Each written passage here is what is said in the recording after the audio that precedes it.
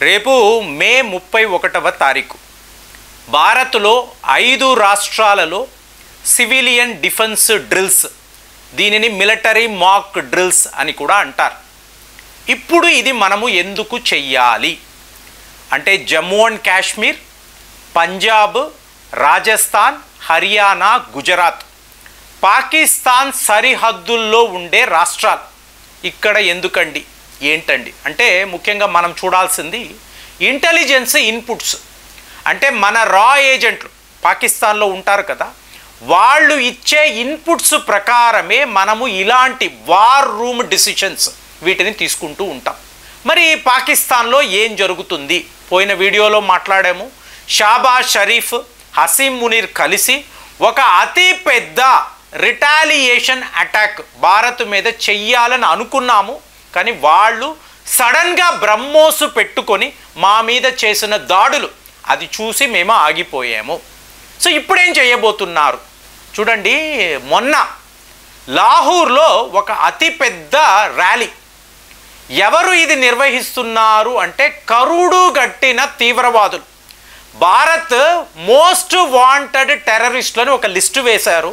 అందులో ఉండే ఒక 10 మంది తీవ్రవాదులు వీళ్ళు ఓపెన్గా లాహోర్ లాంటి ఒక నగరంలో ఒక అతిపెద్ద ర్యాలీ, అందులో వీళ్ళు పాలు పంచుకుంటున్నారు.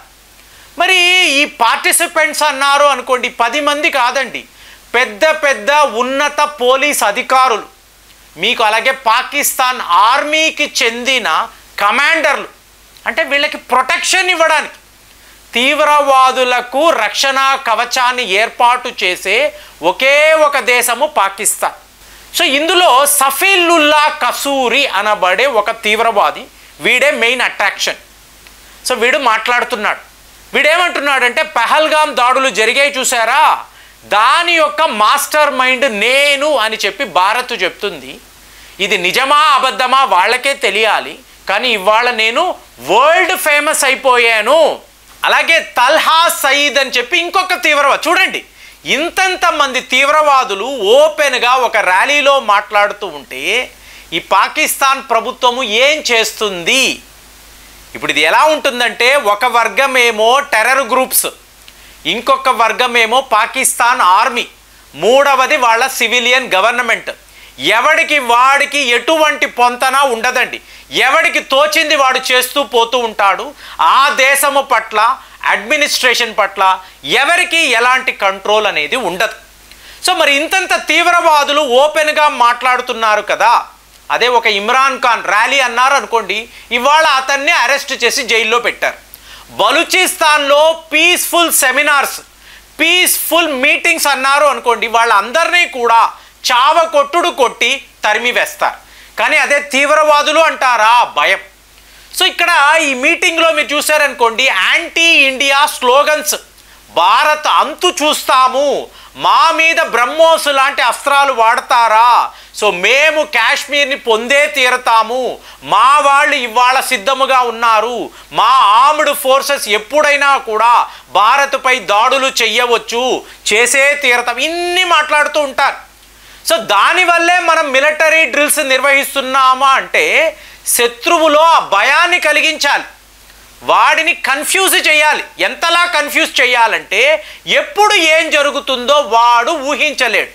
సో కాబట్టే ఇవాళ ఇప్పుడు మే 7వ తారీఖు ఇలాంటి డ్రిల్స్ అన్నాము. రాత్రికి రాత్రి వాడి మీద దాడులు చేశాం కదా, మరి రేపు కూడా అలా జరగవచ్చా?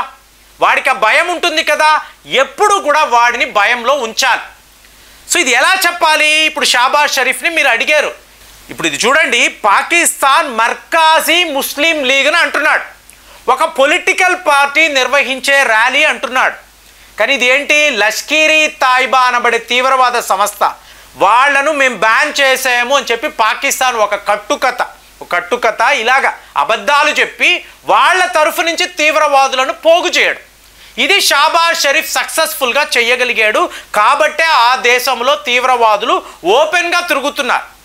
సో ఇప్పుడు రాజ్నాథ్ సింగ్ గారిని అడిగారు, ఆయన ఏమన్నారు? మీకు $1 బిలియన్ అమెరికన్ డాలర్స్ ఎయిడ్ పాకిస్తాన్కి ఇస్తాము అంటే సిగ్గుపడాలి.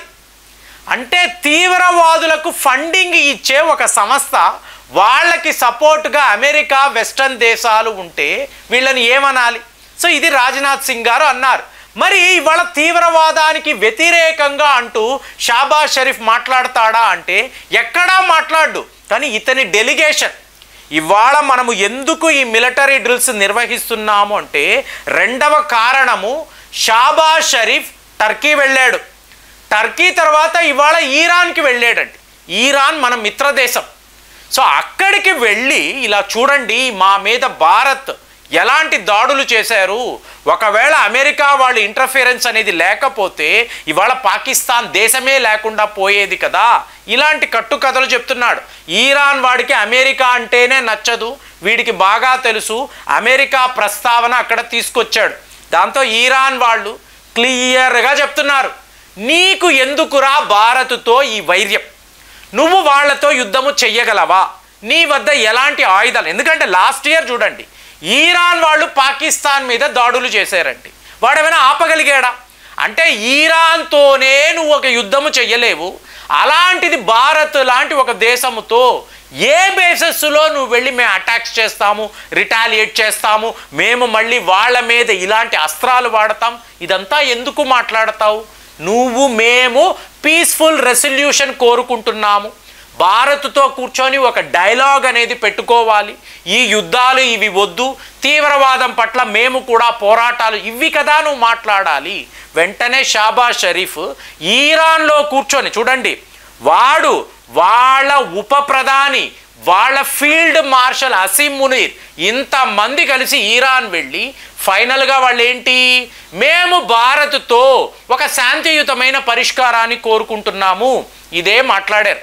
మీరు చూశారు అనుకోండి, ఒక ఇస్లామిక్ దేశము కూడా అంటే టర్కీ, అజర్బైజాన్ని పక్కన పెడితే వాళ్ళు కూడా తీవ్రవాదులే, వాళ్ళను పక్కన పెడితే ఆర్గనైజేషన్ ఆఫ్ ఇస్లామిక్ కోఆపరేషన్లో ఉండే దేశాలు ఒక్కరు కూడా పాకిస్తాన్కి సపోర్ట్గా నిలబడలేదండి. మీకు పహల్గామ్ దాడులు జరుగుతున్నప్పుడు మోదీ గారు సౌదీ అరేబియాలో ఉన్నారు. వాళ్ళ క్రౌన్ ప్రిన్స్ ఏమన్నాడు, ఇది చాలా దారుణము, ఈ తీవ్రవాదులను విడిచిపెట్టకూడదు. ఏంటి, అతనికి క్లియర్గా తెలుసు ఇది పాకిస్తాన్ పనే, అయినా కూడా భారత్కి సపోర్టుగా మాట్లాడాడు. ఇమీడియట్గా యునైటెడ్ అరబ్ ఎమిరేట్స్ వాళ్ళ రాజుగారు ఆయన కూడా నో నథింగ్ డూయింగ్, మీరు వీళ్ళ అంతు చూడండి. ఖతార్ అలాగే మీకు ఎన్నో ఇస్లామిక్ దేశాలు లేదు ఈ తీవ్రవాదులను విడిచిపెట్టకూడదు, క్లియర్గా వీళ్ళందరూ చెప్పడంతో వేరే మార్గమే లేదు. పాకిస్తాన్ తీవ్రవాదానికి అమెరికా తప్ప, చైనా తప్ప ఎవరూ కూడా సపోర్ట్గా నిలబడ్డము లేదు, క్లియర్గా తెలిసింది. కానీ మన ఆలోచన ఏమిటి, తీవ్రవాదము అన్నా మనము దాడులు అనేవి చెయ్యాలి. అలాగే ఒకవేళ పాకిస్తాన్ మిలిటరీ అన్నా వాడి దగ్గర ఎలాంటి ఆయుధాలు ఉన్నాయి లేవు మనకు అనవసరం. మనము తీవ్రవాదము అంటాము, ఆపరేషన్ సింధూర్ అంటాము, వాడి మీద కంటిన్యూస్గా దాడులు చేస్తూనే ఉంటాం. ఇదైతే ఆగదండి. ఎందుకంటే మళ్ళీ వాళ్ళు తమ తీవ్రవాద క్యాంపులను రెడీ చేసుకుంటున్నారు, మళ్ళీ కన్స్ట్రక్షన్ వర్క్ మొదలు పెడుతున్నారు, పాకిస్తాన్ వైపు నుంచి వాళ్ళకి ఫండింగ్ వెళుతుంది. ఈ సందర్భంలో శుభ్రంగా బిల్డింగ్లు కట్టుకున్న తర్వాత నేరుగా మళ్ళీ మనము మన అస్త్రాలు వాళ్ళ మీద వాడాలి. ఎన్నిసార్లైనా నువ్వు కట్టుకోరా, ఎన్నిసార్లైనా నీ తీవ్రవాద క్యాంపులను నువ్వు రెనోవేట్ చేసుకో, మళ్ళీ మళ్ళీ మళ్ళీ మేము మా మిజైళ్ల దాడులు అనేవి నీపై చేస్తూనే ఉంటాము. ఒకవేళ వీళ్ళను కాపాడడానికి పాకిస్తాన్ వస్తే వాళ్ళ మీద యుద్ధము చెయ్యడానికి మేము రెడీగా ఉన్నాము అని చెప్పడానికే ఇవాళ ఈ 5 రాష్ట్రాలలో కూడా మనం మిలిటరీ డ్రిల్స్ అనేవి నిర్వహిస్తున్నాము. లాహోర్ నడిబొడ్డులో నువ్వు తీవ్రవాదులతో ర్యాలీస్ నిర్వహిస్తున్నప్పుడు నిన్ను నమ్మేది ఎవడు, నిన్ను విడిచిపెట్టేది ఎవరు? నీ అంతు చూడకుండా ఈ ఆపరేషన్ సింధూర్ అనేది ఆగదు. ఈ మెసేజ్ ఇవ్వడానికే మనం ఇవాళ ఇలాంటి ఒక మిలిటరీ డ్రిల్ని నిర్వహిస్తున్నాము. ఇదైతే క్లియర్గా ఉంది. మరి మీకు కూడా అలాగే అనిపిస్తుందా? కామెంట్స్లో రాయండి. మళ్ళీ వచ్చే వీడియోలో కలుద్దాం. జై హింద్.